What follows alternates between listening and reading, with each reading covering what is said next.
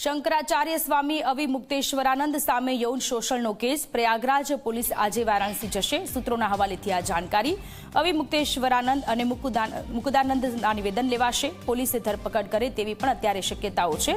અત્યારે આ જાણકારી મળી રહી છે। પ્રયાગરાજ પોલીસ આજે વારાણસી જશે અને આ બંનેની ધરપકડ કરશે। અવિમુક્તેશ્વરાનંદ અને મુકુદાનંદનું નિવેદન લેવામાં આવશે।